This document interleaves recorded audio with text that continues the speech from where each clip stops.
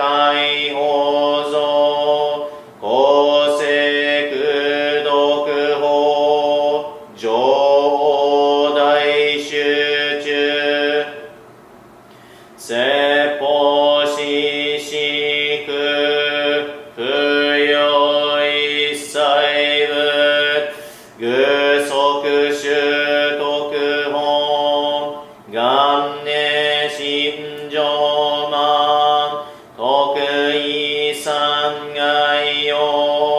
女分無下地津断未不詳願学営利投資最小損志願や国家大仙王冠の国書天に東鎮妙見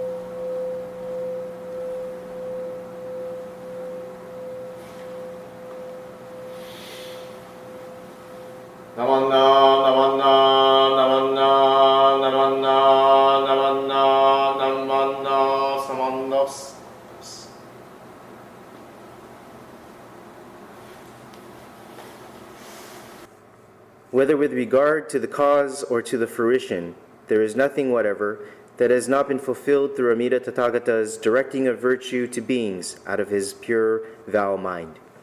Because the cause is pure, their fruit is also pure. Chapter on Realization. もしは因、もしは果、一時として阿弥陀如来の清浄願心のエコを成就したまえるところにあらざることあることなし。因上なるがゆえにかまた上なり知るべしとナマンダウスナマンダウス。Good morning and welcome to this morning's service for April 26th, 2020. I hope you are all doing well in the continued shelter-in-place order for us.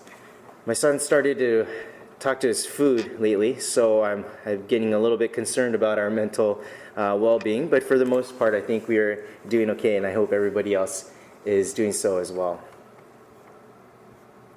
The other day when I was driving, I was going through the empty streets, and I was trying to go shopping, and I was going through the streets and thinking nothing of it, and I came to a red light. So I stopped at the red light, and I do what anybody else would do when they come to a red light and they're listening to their music, right? They would sing along to their songs, right? That they listen to. You're my shining star, no matter who you are, shining bright to see what you could truly be, right? And so the light turns green, and then I move on, and I proceed after the light turned green, and I just went on, and I came to another red stop after a few blocks, a red light after a few blocks.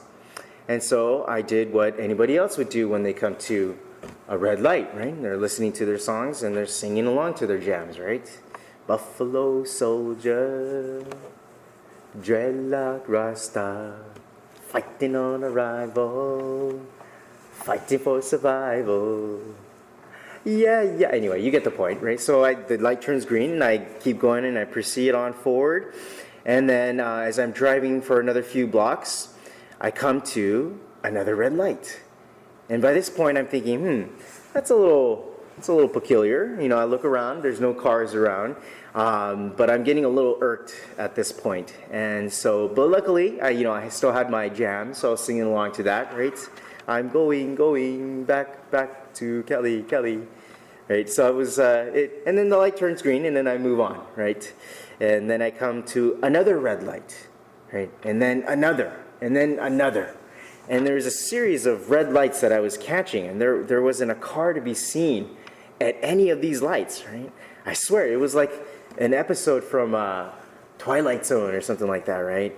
Now my car radio is playing Highway to Hell, and I'm like, I don't even listen to this kind of music. What's going on here? Why is this playing on my Pandora, right? And every time I hit a red light, I'm thinking to myself, why me? Why now? There's no cars around. What did I do to deserve this? Was it that muffin that I ate the other week? Because I swear my son was full and he didn't want one, right? And I start tabulating things, right? This one action is good and this one action is kind of bad, so maybe -1, right? Or, I start tabulating what other people do, right? What this person did, that's got to be like a -10 for him. That's bad juju right there. Or this person, this lady, what she did was bad. That's like -30 right there, right? So we start tabulating what other people do around us as well as ourselves. But the signal light, of course, doesn't care about what I think. It doesn't do it out of spite or because it just wanted to be mean that day. We may think after the fact that, these things are silly, but at the time we're in it, we think of these kind of outrageous factors that might come into play that would be the reason why we would get singled out, And it must have been something that I did. Maybe the stars weren't aligned or something. Maybe it's bad for an Aries to be outdoors right now. We think all these different kinds of things to rationalize why I'm being singled out. Why me? Why now? What did I do to deserve this, right? We start thinking. And I think life is full of these types of situations. A good example is pain, both mental and physical. When I was younger, I used to have a lot of stomach aches. So, I would think, why is this happening only to me? Why isn't anybody else feeling this pain? And it's just me, right? And I'm going through school, so I'm thinking, I need to do my homework. And if only I didn't have this stomach ache, then I would be able to do my homework. And why am I, being subjected to all this pain? Or let's say an athlete sprains his or her foot and can't, or before the big game, and can't go to the game, right? Can't participate in the game. Why me? Why now? What did I do to deserve this? Maybe another person gets the flu, right? Before a big interview or a big lecture. Why me? Why now? I'm a good person, right? I do good things. I mean well. I don't hurt others. Why does this have to happen to me? It's not fair. And the quintessential problem or example is death, right? Why do I have to die? Why me? Why now? What did I do to deserve this? I'm a good person, right? I mean well. I don't hurt others. Why does something like this have to happen to me? It can't be. Not now. But the fact of the matter is that death is inevitable for everyone. It can come today, tomorrow, or 50 years later. But it will come. Why do we have such a negative outlook on death? It's because we don't know what is beyond it, and what we do not know, we fear. It's human nature to fear the unknown. When the Americans first came to Edo Bay in Japan, the Japanese were terrified of the big cannons and the black ship that Commodore Perry came to port with. They feared what they called the white people, right? They feared what they did not know. So when we think about death, we fear it in the same way. As a matter of fact, it's easier just to not think about it because it brings up all of these unwanted emotions. So it's just much better to just put it off until much later, right? Or until it's too late. But it's a reality all the same. And when it happens to us, we may think, why me? Buddhism, Pure Land Buddhism, teaches us that death is not a loss. Life and death is not a game.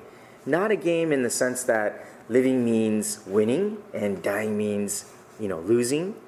To see life and death in this way is to see things in a superficial way. What the teaching of Amida Buddha shows us is that death does not mean you lose, but rather death is the birth to the next chapter of life. We are born from here to the world of oneness, the world in which there is no suffering. Here's the best part of this. That understanding of knowing that we will be okay after death doesn't come at the moment of death. It can come while living in this life right now. And furthermore, in knowing that we will be okay after death, we can live here and now in great joy and comfort. I'd like to give an example of this. It's kind of like buying an airline ticket to go to another place, like let's say an exotic place like Fiji or Tahiti or the Bahamas. And let's say we buy the ticket and we're planning to go 6 months from now. Right? And the whole time I have the ticket, I'm excited to go because I know all the things that I can do, and all I have to do now is just board the plane, and all the preparations are made for me, ready to go. I'll look up all the sights to see, places to go, and hotel rooms I could stay at, and the different historical sites and the different delicacies that I might want to try there. I'll be very excited. My excitement will make me happy here and now, my situation now. Right? I might be in a better mood because I have something to look forward to. Might be nicer to my friends, my family, or have more motivation to work, right? Because I know I'm going to be okay when I get to that dream destination, right? Some people will go too far in interpretation and say that just buying the ticket itself is going to that destination. But I disagree with this point. I think we have to actually board the plane and get to that place in order to experience that excitement, or to experience that place. The ticket is not the destination, but the ticket nonetheless has a significant role in that it gives me the assurance that I'm going to a great place. The ticket changes my outlook the moment that I get it. Similarly, while in this life, we can get the ticket to the Pure Land. And that ticket is the awakening to the reality of great life, which embraces all sentient beings. We call this Shinjin in Shin Buddhism, Jodo Shinshu Buddhism. Or it's the moment when we realize that in the grand scheme of things, we will be okay. It is the moment when we see that all this time it wasn't about me and what I wanted and all the things that I selfishly tried to hold on to. Rather, what this life is about is awakening to the greater reality that has always embraced me, but I was too caught up in myself to even recognize this truth. So in conclusion, Amida Buddha and the Pure Land changes my outlook on life from thinking that death is a negative occurrence that needs to be neglected and avoided at all cost, something which is absolutely futile anyway, to instead understanding that death is not the enemy, it is the stepping stone to accepting my life in its entirety. We do away with the superficial understanding of life equals good, death equals bad, to life and death together brings me joy and peace of mind in this life, here and now. This deeper understanding is brought to you by the teaching of Amida Buddha. Amida Buddha changes our outlook from thinking selfishly and saying, why me? To humbly bowing in Gassho, right? And saying, it's all just right. Please join me in Gassho. Whether with regard to the cause or to the fruition, there is nothing whatever that has not been fulfilled through Amida Tathagata's directing of virtue to beings out of his pure vow mind. Because the cause is pure, the fruit is also pure. Namo Amida Butsu, Namo Amida Butsu, Namo Amida Butsu, Namo Amida Butsu, Namo Amida Butsu. I'd like to now turn to reading the Shonin Ichiryu no Sho, which is on page 140 and 141 in the Shin Buddhist Service Book.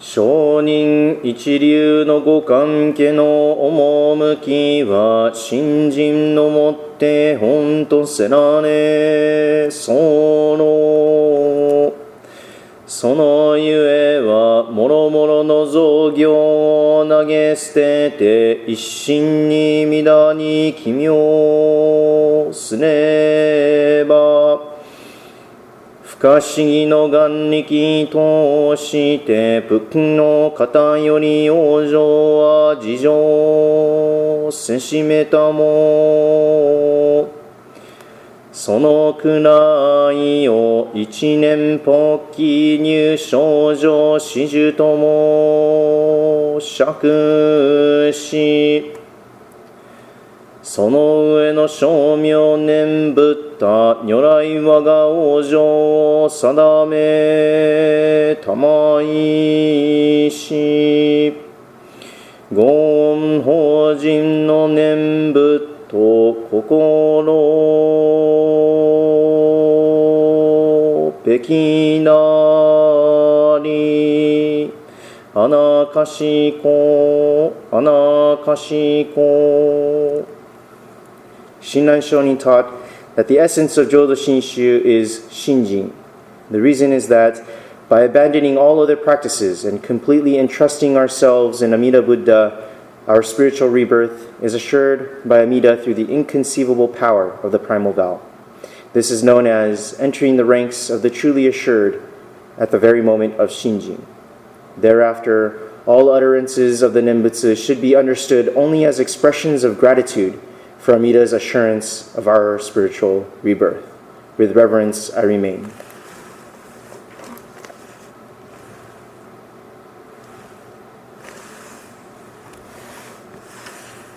Namanno, stamanno, namanno, namanno, namanno, stamanno, stamanno.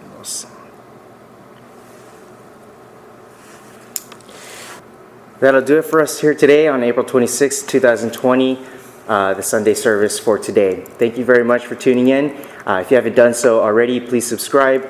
And all Dana donations can be made to the Tacoma Buddhist Temple, and the link will be posted below. Thank you very much.